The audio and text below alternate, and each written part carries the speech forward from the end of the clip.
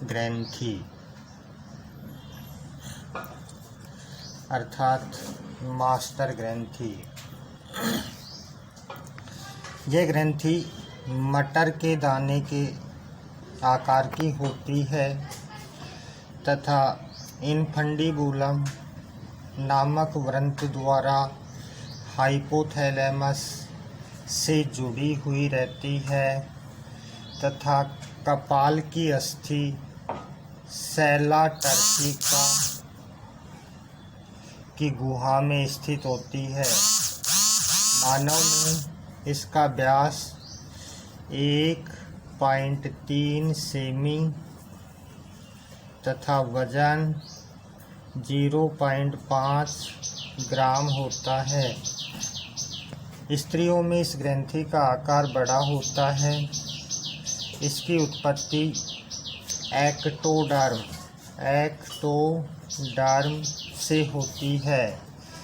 इस ग्रंथि को मास्टर ग्रंथि भी कहा जाता है क्योंकि यह ग्रंथि अन्य सभी ग्रंथियों पर अपना नियंत्रण रखती है। पीयूष ग्रंथि की संरचना व कार्यों की दृष्टि से इसमें प्रमुखतया 2 पालियाँ होती हैं। पीयूष ग्रंथि इसकी 2 पालियाँ होती हैं। पहली पाली को एडिनोहाइपोफाइसिस अर्थात अग्रपाली तथा दूसरी पाली को न्यूरोहाइपोफाइसिस अर्थात पश्चपाली कहते हैं। अग्रपाली को 3 भागों में विभाजित किया गया है। Pars tuberalis, pars intermedia, pars distalis तथा पश्चपाली को भी 3 भागों में विभाजित किया गया है। पार्स नर्वोसा, मध्य इमिनेंस, पीयूष व्रंत।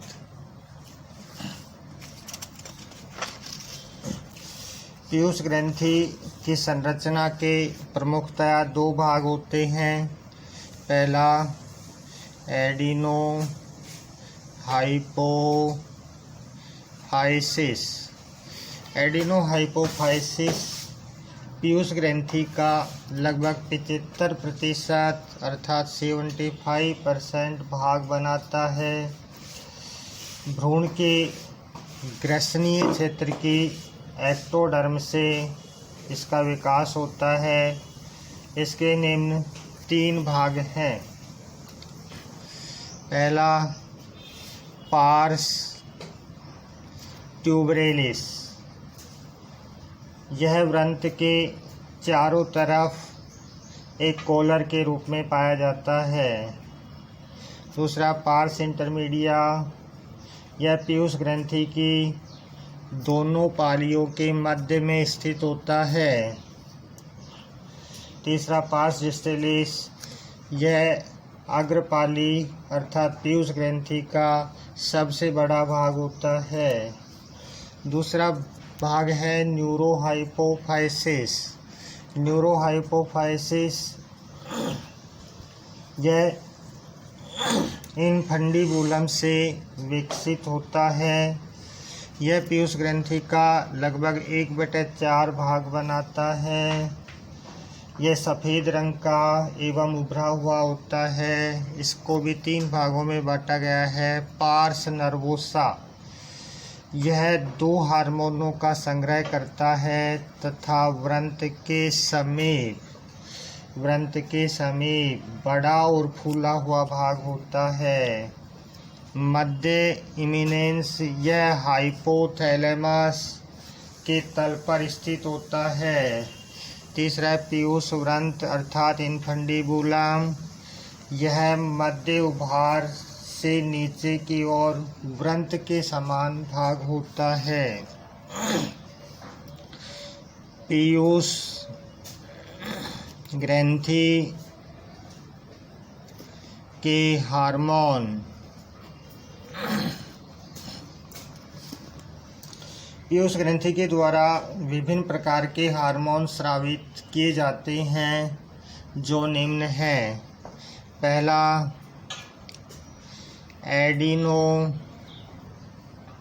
हाइपोफाइसिस द्वारा स्रावित हार्मोन व उनके कार्य। एडिनो हाइपोफाइसिस द्वारा